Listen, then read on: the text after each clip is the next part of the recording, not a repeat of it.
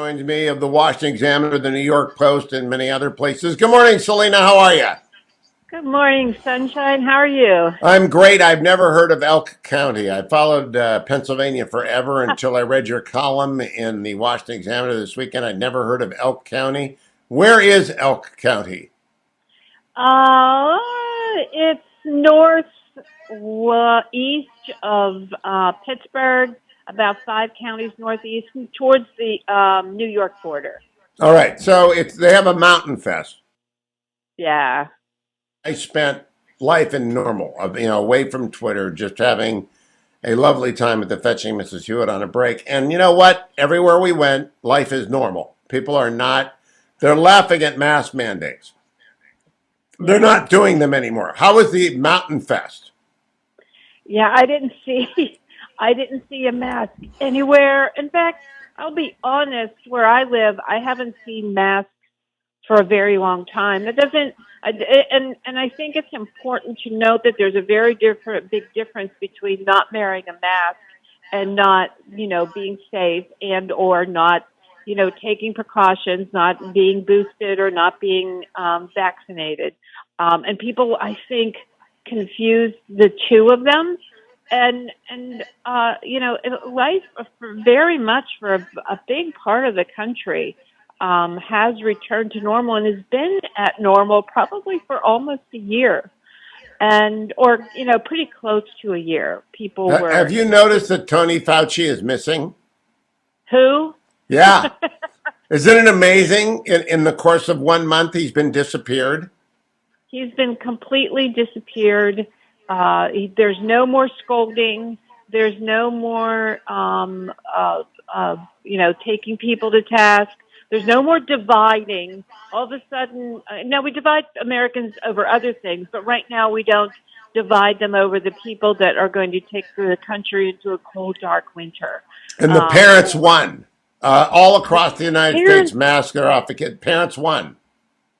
Parents did win. And what's really interesting, and I've been talking about this on your show for probably about a year now, as we head into these elections, it has put us in an inside-outside election cycle as opposed to the traditional Democrat-Republican. And while it has moved a lot of people center-right, meaning the insiders, the people with power, our cultural curators like corporations, academia, institutions, government, politicians, Hollywood, etc., they have moved people center-right that normally wouldn't be there. It will be interesting to see if that coalition sticks together because it appears to me that the people with the power still haven't learned any lessons yet. Well, the people with the power still believe that they have power. The disintermediation of the power has been rather extraordinary. They don't know what they don't know. They don't realize that the complete collapse of credibility by Dr. Fauci and others isn't going to change anytime soon. A few weeks ago when the State of the Union happened, I was watching it. I'm watching the president walk in, and I'm watching all the members of Congress and the administration walk in, and they're greeted by all this applause, right? And you watch them sort of soak it all in. It's sort of hard not to when you're in that experience. But I'm sitting there watching that, and I'm thinking, this is how they think everybody thinks. This is why they make the decisions that they do, because they're so encased in this world that's false. It's quicksand, and it's the problem with people in Washington, because they think those kinds of moments, and those are the kinds of moments they're only always exposed to, are the ones that define who they are. But it's very different from how people feel in the rest of the country. Deputy Secretary Sherman, did you watch Fox News Special Report with Brett yesterday? Yesterday I did not. Okay, well, she was on, and she gets asked. I can't even believe her answer at the beginning is so condescending. Cut number 7. I think that's an open question yet, Brett, to be perfectly honest. We saw Russia and China come closer together, certainly before the Olympics, putting out a long manifesto about their partnership and how they were going to move forward together. And at the same time, we've seen China pretty uncomfortable with an invasion of a sovereign country. China has... Hey, stop now. China is China doesn't feel, Salena. Yeah, right. But I just don't understand why they talk that countries have interests, not emotions. Yeah. Countries do not have feelings, especially China. So I just thought, well, that is a really out of touch. You're right, very condescending. Oh, she was so condescending through this whole thing. And I've only met her once, and she was condescending then as well. But Wendy Sherman thinks she knows how the world works. She's like the Ben Rhodes of this administration. And she's been wrong for 40 years, and she's still wrong. Salena Zito, always a pleasure. All things Salena are found at salenazito.com. I just tweeted out her new column on Mountain Fest. Go read it from the Washington Examiner. Come back for hour 2 of the Hugh Hewitt Show. It's Monday. Welcome on the West Coast for one more week back to the Beltway on Friday. Joined by Jake Sherman of Punchbowl News. Good morning, Jake. Good morning, Hugh. How are you? Good. Your Punchbowl News alert today is that pork is back, and you run through the four most endangered Democratic senators, Senator Kelly of Arizona, Senator Hassan of New Hampshire, Cortez Masto of Nevada, and, of course, Raphael Warnock. They all got goodies. But, Jake, honestly, do you think anybody cares that light rail's coming to Phoenix? I don't think that's going to have much of an impact on Mark Kelly's reelection campaign. Yeah, I don't know the answer to that. I mean, I think these things do tend to have an effect. I mean, I think what you're getting at is does it have enough of an effect that it outweighs a bad environment? And I think that's a legitimate question. The bad environment got worse on the week that I was off. I watched the public opinion polling. The president got a little bump from the State of the Union. It's dissipated already, and it's continuing to fall. How do you think Ukraine is playing in the American public's assessment of President Biden? Well, I think that it's a really good question. It's something we've struggled with. I mean, I don't know definitively how it has. I think that his numbers are obviously not great on Ukraine. I think that part of that is just the kind of spillover from having bad numbers overall. But I will say this. I think the administration and people in the administration have actually conceded this to me. I think that the White House has not done a great job at making people understand why they should care. And that's a really big challenge because people are wary of foreign involvement no matter where it is. And this White House, I don't think, has done a great job of explaining that here's why we're involved in this situation between Russia and Ukraine to the extent we are involved. And here's what is going to happen if we're not involved. And I think furthermore, Hugh, on top of that, the idea that this is somehow spiking gas prices are Vladimir Putin's fault, I think that is going to be a really tough message in this year, politically and substantively, because Vladimir Putin's, it is partially true, of course. It's not the whole story, and I think that's going to be a difficult argument to make. Jake, I had a op-ed, my column for the Post is weekly, so I did one on Friday and I did one yesterday. Friday's was on the fact that inflation in 2021 was 7%. That's before Putin invaded. The president spent the weekend saying the gas prices are Putin's fault. I don't think the American people are dummies. I think they realize that there's a knock-on effect. There's going to be more inflation because of Putin and our sanctions, but the underlying inflation goes back further. Do they really think the American people are going to blame Putin for the inflation that occurred in 2021? I think they're going to try. Yes, I think that they believe that they could blame spiking prices on all sorts of things, including the skirmish between Russia and Ukraine. And by the way, it's only going to get worse, is what they think and what experts think, since there's material in ships that comes from Ukraine, and there's all sorts of long tail impacts of the skirmish between Russia and Ukraine, of the war between Russia and Ukraine. And but I think that they believe that message works, and I'm skeptical. Yeah, well, they've only got, when there's one shirt in the closet, that's what you wear. And so there's one shirt in the closet and it's Putin did this. And so they're going to be out there saying Putin did this. They dispatched Wendy Sherman, Deputy Secretary of State, longtime left-wing activist, former head of Emily's List. She negotiated the 1994 Korean deal, which failed. She negotiated the JCPOA, which Trump canceled. Now she's back trying to resurrect it. And they sent Wendy Sherman on the Fox News Sunday yesterday, which well, they had Brett, so they trust Brett. He's a straight shooter.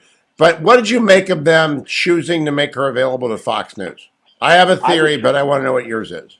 I was traveling, so I didn't actually see it. But listen, there's only a certain number of people in the national security community who will go on television, in the diplomacy community who will go on television, and I assume that's why they put her on. Why do you think they put her on? Because Fox News is ascending and the other Sunday shows are collapsing. So if you want to try and communicate through the Sunday shows, you've got to do Fox News Sunday. They used to ignore it, but now the week, whatever they have Jake on, State of the Union, that's collapsed. The traditionals are still hanging around 2 million to 4 million, but their Face the Nation is now ascendant. But Fox News Sunday is slowly gathering in an impregnable lead, Jake Sherman. It's really, the numbers during the week are already established that Fox News is where people are going, and not just Republicans, but the center left. And I'm curious messaging. I think that's interesting. I mean, and it's especially interesting given that Fox News Sunday doesn't have a host at the moment. But I actually think this administration has been relatively decent with Fox News Sunday. That's at least my recollection. They've put a bunch of people on Fox News Sunday, and you do see that, by the way. There are plenty of Democrats on Capitol Hill who go on Fox News Sunday. So clearly, they think it's a venue worth spending time in. And by the way, they don't do that much during the week with the weekly cable program. So that's an interesting distinction. Yeah, well, I do not see them doing it during the week, which is a mistake, because Fox lapsed the other two cable channels completely combined, but showing up on Fox News Sunday and they don't have a host yet. I don't know if it's going to be Brett or Dana or Martha. They're kind of running the same thing they did for the special report that now has gone over to Jesse. But it just seems to me that Fox News Sunday is ascending. Wendy Sherman, though, is not who I would send out. She's a lovely person. She's very smart. She is hard left. And she cannot not speak Beltway speak, Jay. Yeah, go ahead. I think I lost you there for a second, but I do listen. I don't think there are very many people in the State Department who would go on television. I think Anthony Blinken is one of them. Wendy Sherman's another. Jake Sullivan was on some of the other shows, and I think that's kind of the totality of people who could speak for the national security wing or the national security kind of coterie of aides in the Democratic Party. There are some Democratic senators who are pretty good. Angus King, who's an independent but caucuses with the Democrats. Mark Warner, Chris Coons, Chris Murphy. Did they go along with the non-sale of the MiG-29s to Ukraine from Poland? No, and that's going to be something we're asking a lot about this week. I mean, we talked to people about it last week. Steny Hoyer, I was at the Democratic retreat in Philadelphia. He talked about it last week. I have to assume that this is going to be a big kerfuffle on Capitol Hill this week. But I will say, Hugh, I think that, and we wrote about this a little bit last week, I do think that Capitol Hill is leading the way on foreign policy the last couple of weeks. I mean, they were early on the oil ban. They were early on sanctions, although they didn't really get it done to the extent that they wanted to. So I think you're seeing Capitol Hill take a much more muscular approach, and even Democrats, on foreign policy than we ever saw in any other administration. I'm not sure what that is a function of, but you just have a bunch of well-respected Senate Democrats and Republicans at the top of the party who are well-versed and kind of almost prime ministers, I guess, in their own sense, who travel the world and are very involved in foreign policy, and I think that's what you're seeing. No, I agree with that. I think Tom Cotton is Secretary of State, and he has been slamming the administration on the MiG-29s. Do they have a good answer, Jake, why we didn't do that? Because it appears, I don't know what your reporting it is, it appears from everything I've read, that Tony Blinken okayed it, Poland was going to do it, and then Joe Biden canceled it. That's what it seems like to me. I have not heard a more in-depth answer besides some of the logistical problems of getting those MiGs to the Ukrainians. But again, I have to imagine there's a lot of people on Capitol Hill this week. There will be briefings. I know the head of CENTCOM is on the Hill this week. There's a bunch of military briefers on the Hill this week. So I imagine that's something we're going to hear a lot more about. Jake Sherman, thank you. Punchbowl News in your mailbox every morning. Go to punchbowlnews.com. Welcome back, America. I'm Hugh Hewitt.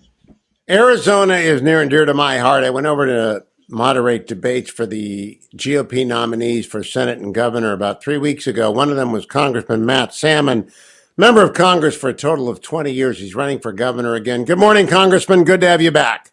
Morning, Hugh. It's great to be on. Thank you. It's early over there in Arizona, and so I'm glad that I still don't know what time it is, though. We switch the clocks on Sunday, but you never do it in Arizona. So is it actually 5:30 or 6:30? It's 5:30 a.m. Bright and early. Well, thank you. I'm glad you're up. So, Congressman, you tried this once before. You did it in an off year against in the first election of an incumbent president. Never a good time to run for office. You almost beat Janet Napolitano. If you had, we wouldn't have the problem we've got on the border right now. Why will you win this time and you didn't win the last time? Well, I think that the wind is at our back in a big way this time. Joe Biden is the best recruiter for Republicans I've ever seen. And right now, the country's in a very, very big mess. The world's in a mess. And I think that people are looking for steady leadership to run the states and believing that the only real opportunity we have to really take our government back or our Constitution back is by electing some really, really strong and steel backbone state leaders to stand up to the federal overreach.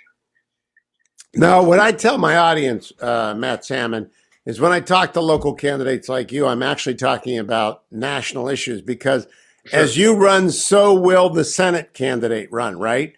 It's the top of the ticket that will deliver the Senate seat that there are 5 people running for. Is that not unfailingly true? Oh, that's absolutely true. And there's a big, big, big coattail effect all the way through. And I think that it's pretty, I think it's a fait accompli that the Republicans are going to take the House and the Senate at the federal level. But I am not really overly optimistic that even when they do, any real positive change is going to happen. All they can do is block Biden for the next 2 years. And so I think it falls to the states to stand up and fight on principle for the Constitution, the 10th Amendment, and folks like Ron DeSantis, Kristi Noem, Greg Abbott, and Kevin Stitt of Oklahoma are going to stand up and fight on behalf of the states to take back the role and the responsibility that the founding fathers actually gave them and the federal government has been ignoring for a long time. Now we're on right now in Tucson and Prescott and in all of Greater Phoenix. And of course, Maricopa County is everything. How do you do in Maricopa County? And would you explain to people what Maricopa County is? Maricopa County is the largest county in Arizona, and it is where Phoenix resides. It's the most populous county. And if you don't do well in Maricopa County, you don't do well in the state election. In fact, if you don't win Maricopa County, the likelihood is that you're not going to win the state. And I've been a U.S. congressman for 10 years from Maricopa County. And I believe that because of my background and the support I've gotten as a founder of the Freedom Caucus and somebody that is a very, very staunch conservative Republican that believes in the constitutional rule of law, I think that that bodes very, very well for me. I think also the fact that I'm the only candidate running that actually has a record of having voted time and time again on the issues that I'm talking about, I think that bodes really well. And in the forums that we've had with the other candidates, that comes out loud and clear that, you know, none of them have the experience and the background of actually having voted on these things and showing that I'm actually exactly who I say I am. You know, in that forum that I moderated, I said there are about 50,000 people working for the state of Arizona. You corrected me. You said there are 38,000 people. So you actually knew what you were talking about. Have you got the skill set that the others don't to manage? Well, Hugh, I believe I do. I mean, I've been a CEO of companies. I was the president of a national trade association. I have been a top executive in a Fortune 500 company. And in addition to that, I was a congressman for 10 years, the state party chairman, and a state senator. And I believe with the combination of all of those skills, I'm far and away more qualified than any of the other candidates. In fact, I think if this was a headhunter looking at a leader of a major corporation or a major entity, that I'm the only one that even would make it to the interview process. There are a lot of people whom I respect in Arizona. John Kyle, Doug Ducey, a lot of great people. They're kind of staying out of the primaries. Do you expect them to get in at the last minute? I doubt that they will. Governor Ducey is the head of the Republican Governors Association, and they pretty religiously stay out of primary campaigns. And John Kyle, I think, is really focused on some other things right now. I've had good conversations. I served in the congressional delegation with John Kyle for many years. Great respect for him. But ultimately, I'm proud that most of my Freedom Caucus buddies have endorsed me. Governor Kevin Stitt of Oklahoma understands what it takes to be a governor of a strong Republican state, and he has endorsed me. I've been endorsed by Club for Growth. In fact, Ron DeSantis and I are the only two governors that's been endorsed by Club for Growth, and I've been endorsed by Freedom Works. They all know that I'm not just a bunch of talk. I've got a voting record that backs up everything I say I'm going to do. Now, what can a governor do about the border? There's a story in the Journal today about opioids taking a higher proportion of blacks than whites. And I shake my head. Opioids is colorblind. Opioid kills whoever takes it. Fentanyl kills everybody. What can you do about the southern border, which is, for all intents and purposes, wide open? Well, Hugh, Article 4, Section 4 of the Constitution says that the federal government shall protect the states from invasion. Our Attorney General a few weeks ago came out and said that he believes that what's happening with the cartels at the border is tantamount to an invasion. And I believe that that gives us, also under the 10th Amendment of the Constitution, I think it gives us extraordinary powers to defend our state's sovereign borders. And right now, I believe that we have the ability to arrest people that violate our state laws. Criminal trespass is a state law. And I've said very plainly that when I'm governor, I will stand behind our law enforcement arresting and incarcerating those that come across our border illegally. And I've been told by the border sheriffs that the big problem is that we don't have the jail space. Well, we had the toughest sheriff in America several years ago, Joe Arpaio, that built something called Tent City. And I'd like to do the same thing for those that come across the border illegally and send a message that while Joe Biden may be sending out a message that Arizona is open and you can cross the border, we're going to send a clear message. No, it's not. And if you want to cross the border illegally, you better do so in another state. A lot of my friends from California days, I live inside the Beltway now. I visit California in January and February. I'm going back next week. They left California for your state. They went over there. What's it doing to the politics of Arizona that so many Californians are fleeing there? Well, what I'm finding as I go across the state, and I've been across the state so many times I can't even count it anymore, is that there is a large number of folks, we call them California refugees, coming across the California border, moving to Arizona to get away from California's oppressive taxes and horrible policies, especially during COVID. And when I meet those folks, I look them in the eye and I shake their hand and I say, remember why you left. And don't do to Arizona what the folks in California did to California. I truly do believe that most of the folks that I've met that come from California hated those policies and don't want to see them replicated in Arizona. I truly do believe that the wind is at our backs in this election, and we're going to win handily. And once I win the primary, I'll be facing Katie Hobbs, who, if she were in the Congress right now, would be in the squad with AOC and right side by side with Bernie Sanders. That's not going to fly in Arizona. It's just not. She is a socialist by heart, and I truly do believe that a staunch, conservatively minded, pragmatic Republican guy like me is going to beat her hands down. Now, Matt Salmon, it's a late primary. I've never understood why Arizona waits until August, but it always means that you're all out of money by the time somebody wins the nomination. Will you have the funds you need? Well, with a combination of the Republican Governors Association, who's already purchased $10 million of airtime for the Republican candidate that comes out in August. That was in our paper just a couple of days ago. And Club for Growth is a staunch supporter of mine. They come in with a lot of support. I think that we're going to be in just great shape. Yeah, I will probably have my financial resources depleted by the end of the primary, but been there, done that. This is actually my 20th election, and I have never lost a primary. I don't intend for this to be my first. And I only lost to Janet Napolitano by less than 1 percentage point, and I'm not going to replicate that one, not this time. Well, that was, again, I go back to Maricopa County. You just got to do the blocking and tackling in Maricopa County. And how is the Latino vote used to be a blue vote? It's not anymore. What's No, going on in the Latino vote? not at all. The Latinos are very concerned about several issues. Obviously, they're concerned about job opportunities, which I'm the only candidate talking about getting rid of the state income tax so that we can compete with Florida and Texas for those high-paying jobs. But also, additionally, they're really concerned about education. And what they found is during COVID, their kids were disproportionately hurt by the schools shutting down, also by some of the garbage that's being taught in the schools. And I'm a big proponent of letting the tax dollars follow the child to whatever school they want to go to. I also was one of the early members when I was in the state Senate that sponsored charter schools. And I was on that original bill creating charter schools in the state of Arizona. So I'm a big choice in education guy, and that's really resonating. I'm working with several Hispanic pastors of churches, and they love the idea of giving their families the opportunity to vote with their feet and going to the schools of their choice, whether it be private, parochial, whatever, or charter schools, that they can take their money and go to the schools of their choice, and they love that. Matt Salmon, you got to see quite a few State of the Unions from the gallery, from being in the House of Representatives. What did you make of President Biden's most recent State of the Union? I thought it was the consummate denial. He's oblivious to what's going on in the country, and he is, I think, the best campaigner for Republicans I've ever seen.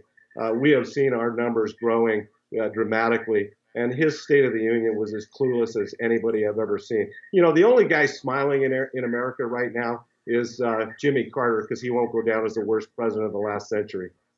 Now, It is unfortunate. Last question. What do you think happened to Tony Fauci? He's gone. Tony Fauci, besides being the consummate idiot, you know, when I think that, you know, all the dialogue about gain of function and the research that he was doing in China because he wasn't allowed to do it in the United States has really painted that guy as a buffoon. And, you know, the way that he advocated for, you know, first no masks, then triple masks, and, you know, and the idea of shut down, don't shut down.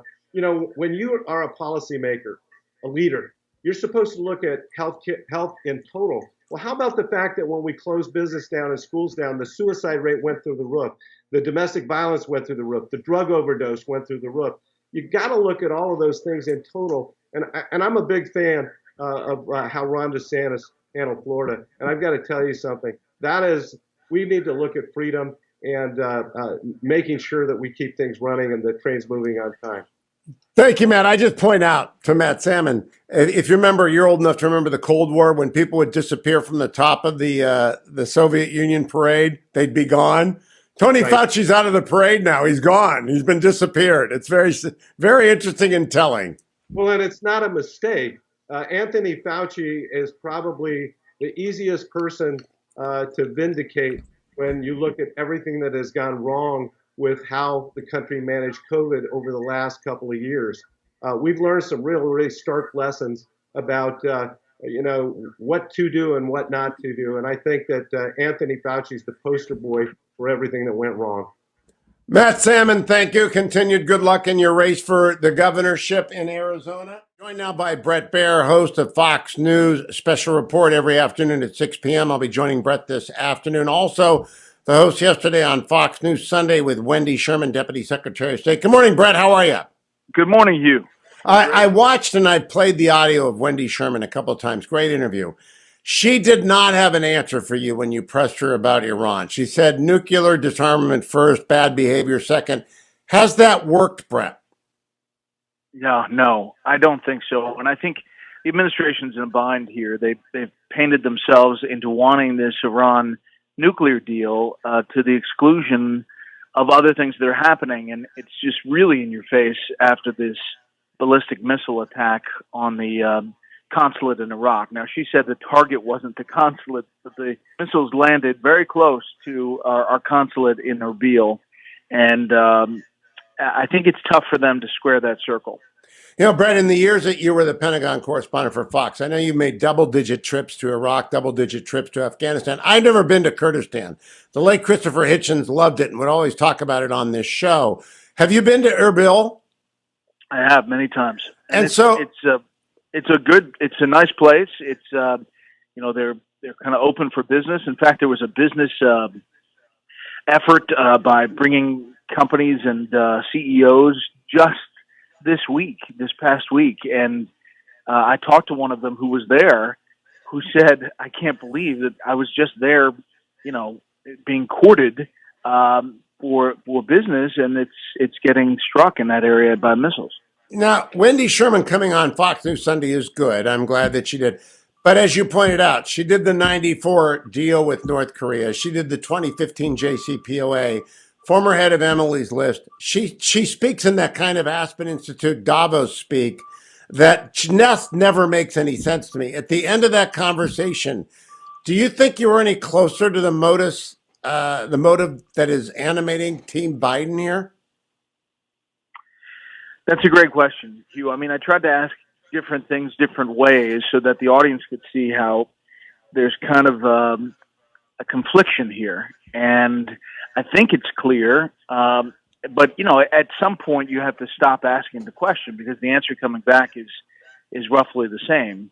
I do think that they politically, on a foreign policy issue, just have a really tough hand to defend. Not doing domestic production, going after Venezuela, signing this Iran deal in part because of the oil, but also obviously the nuclear part of it. I thought the other scary answer was, is the deal better than 2015 or as good as 2015? We didn't know. Answer that. I saw her. I played that 3 times. How can you not know that it's, honestly, it was a very upsetting interview. Well done. But I don't think that they actually know why they're there. And that I dig back down. Do you discern a theory? I don't like to just say appeasement, but I come back to it's the 1930s all over again. I do not understand their theory of the case, why we're doing these Vienna talks. I can't get there either, other than they believe that by doing this, it ties the hands of Iran in a nuclear sense. However, if you talk to the Israelis, they have no confidence that does that. In fact, it may speed it up in their minds if you listen to the Israelis talk about it. I think the fact that she said that it could be worse, we don't know yet, is really stark because there were people that were very critical of the 2015 deal. If it is anyway less than that, it's going to open the door to a lot of criticism. And it also opens the door, obviously, to provocative actions from Iran, China, Russia, any other bad actors. She's a very nice person. I met her at the Aspen Talk Fest a few years ago, just like Tony Blinken, a very nice guy. But when you get down to the bottom of it, Brett Baier, you covered the Pentagon for 5 years, White House correspondent, been anchoring special report for a number of years. Is there a rationale on the Democratic side do they have a grip on how the world works, or is it wish fulfillment? Well, listen, first of all, she came on, which was a great thing. And I was working to get some member of the administration all week. And that show is a lot about booking, and it's about, getting someone to answer questions. And I think by doing that, it does open up eyes to, their point of view. I do think the world view is much, much different. And they believe that international cooperation is the way that the U.S. succeeds. In one sense, you can see a success from getting NATO countries on the same page, working from behind to cajole different countries. But they're open to the criticism of leading from behind and in some cases projecting weakness. And I think that Republicans jump on that. We'll pick that up tonight at 6. I'll see you on Special Report. Last quick question. You've covered the Pentagon for a long time. Have you been able to figure out if Ukraine can hold on, Brett? Do you have any hope that they can? There's actually a slight chance, and I've talked to like 5 different people on this, probably 30% maybe, that they actually pull this off. Wow. That's going to be tough. That's a big story, though. Again, trust the Pentagon correspondents. Brett was one. They actually do hard news reporting across the river. Brett Baier, special report. See you tonight at 6. Thank you, America. Thank you, Dwayne and Adam. Thank you, Ben. I'll talk to you tomorrow.